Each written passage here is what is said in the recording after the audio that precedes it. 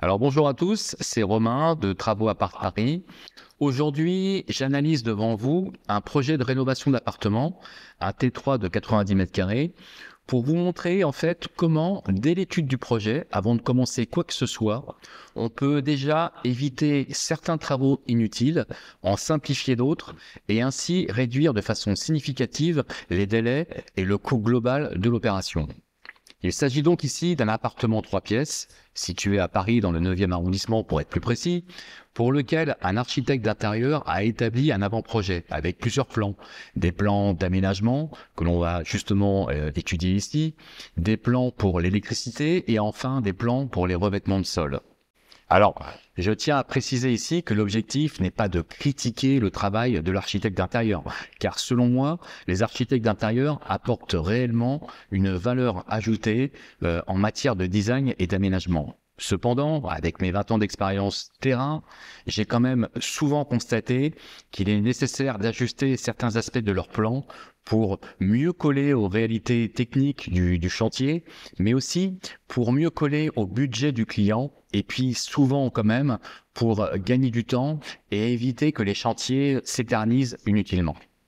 Bon, et bien maintenant, passons de l'autre côté sur l'ordinateur pour étudier ce projet, mais de plus près.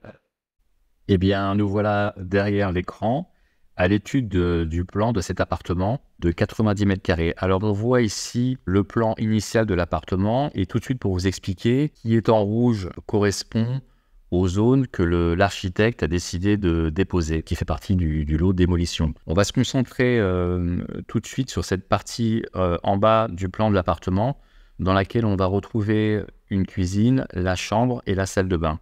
Alors, dans la globalité, il s'agit en fait d'un appartement de 90 mètres carrés qui ne comporte que 2 chambres, une grande pièce de lit de près de 25 mètres carrés et une pièce salle à manger de 12,5 mètres carrés. La cuisine donc en bas avec seulement 4,5 mètres carrés qui est clairement insuffisant pour un appartement de cette taille. Donc l'architecte a proposé un nouveau plan, on va le regarder tout de suite, il est juste ici.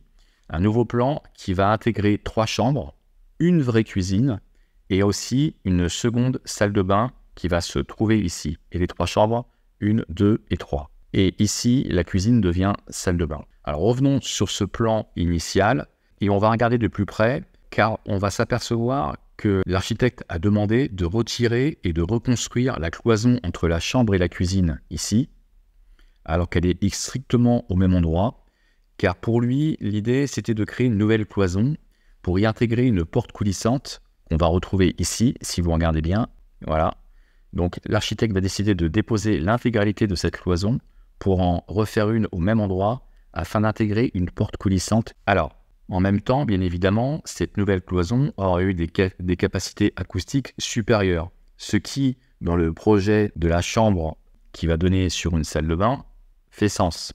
C'est quand même intéressant au niveau du lit de ne pas être trop gêné par les bruits de salle de bain juste à côté. Mais cette idée est plutôt bonne. Maintenant, en pratique, ce choix, pour moi, va prendre du temps et engendrer un coût non négligeable. Pourquoi ? Parce que forcément, il va y avoir une dépose du mur complète, une évacuation des gravats, puis une livraison et pose de nouveaux matériaux pour reconstituer le mur. Toujours pareil, et strictement au même endroit. Alors, je ne vais pas m'attarder non plus, mais je vais quand même le mentionner.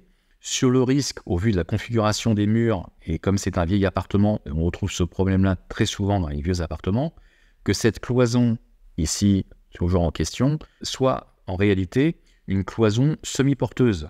En fait, pour ne pas prendre de risque, il faudrait demander une étude et faire un sondage par un bureau d'études techniques pour vérifier que cette cloison n'est pas semi-porteuse. Et cette étude entraînerait des coûts supplémentaires et encore des délais supplémentaires, le temps de les contacter, de les faire venir et d'obtenir leur compte-rendu.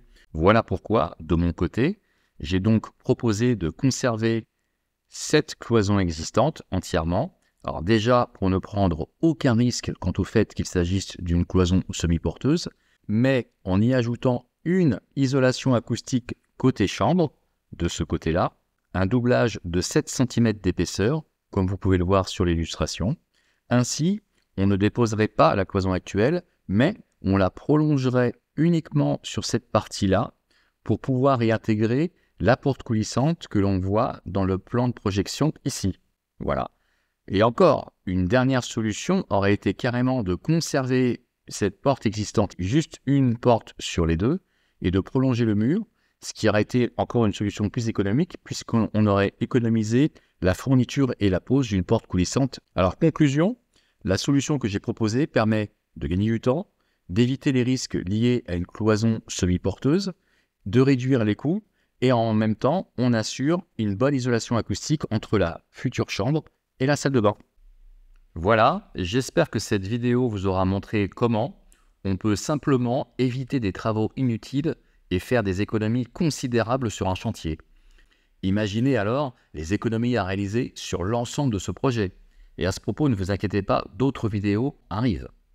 Alors, si vous aussi, vous souhaitez économiser sur vos travaux de rénovation d'appartement, n'hésitez pas à nous contacter, tous les liens sont dans la description de cette vidéo. Et bien sûr, abonnez-vous à la chaîne pour ne rien manquer de nos prochaines astuces et conseils. Merci d'avoir regardé et à très bientôt pour la prochaine vidéo.